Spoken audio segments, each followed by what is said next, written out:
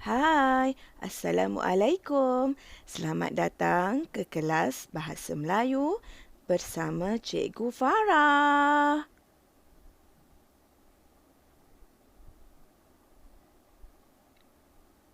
Hari ini kita akan belajar tentang jenis-jenis ayat.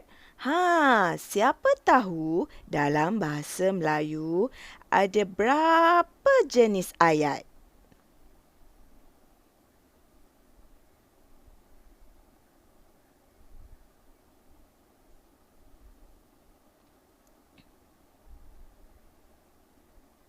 Baiklah,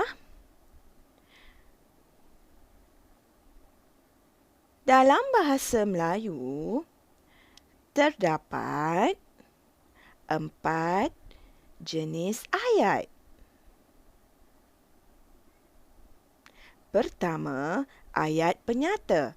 Ayat penyata ialah ayat yang diucapkan dengan maksud untuk menyatakan atau menerangkan sesuatu hal. Contohnya, Datuk sedang berehat di ruang tamu. Norma tidak pergi ke sekolah pada hari ini kerana demam. Kedua, ayat tanya. Ayat tanya ialah ayat yang digunakan untuk menanyakan sesuatu hal. Terdapat 2 jenis ayat tanya iaitu ayat tanya tanpa kata tanya dan ayat tanya dengan kata tanya. Contohnya, pemuda itu malas? Era penyanyi yang popular? Apakah barang itu? Siapakah pemain piano itu?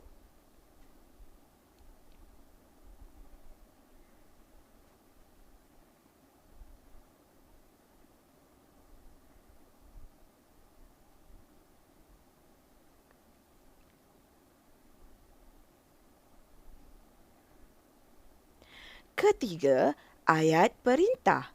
Ayat yang digunakan untuk memberi arahan atau menyuruh seseorang membuat sesuatu. Contohnya, sila beratur sebelum memasuki kelas. Jangan petik bunga itu. Minumlah teh ini dahulu.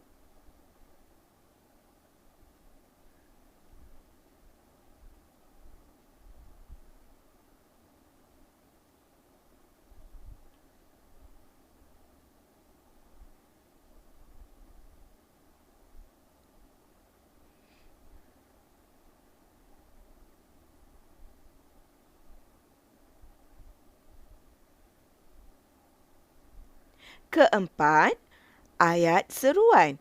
Ayat ini digunakan untuk melahirkan perasaan seperti takut, marah, gembira, sakit, benci dan sebagainya. Contohnya, wah, besarnya rumah kamu. Aduh, sakitnya kepala aku.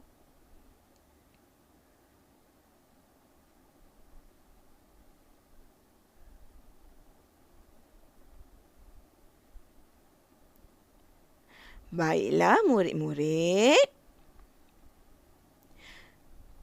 semua sudah faham apa yang dipelajari hari ini?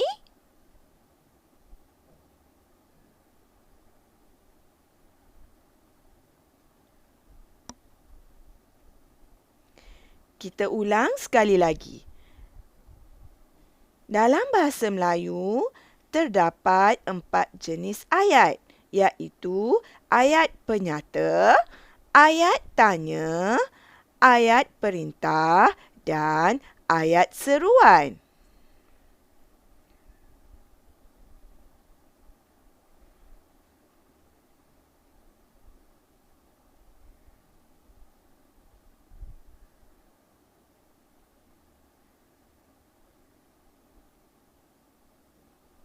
Sebagai latihan untuk hari ini, Murid-murid dikehendaki membaca dialog Sayangi Keluarga pada halaman 2 buku teks Bahasa Melayu tahun 6 dan mengelaskan ayat mengikut jenis-jenis ayat.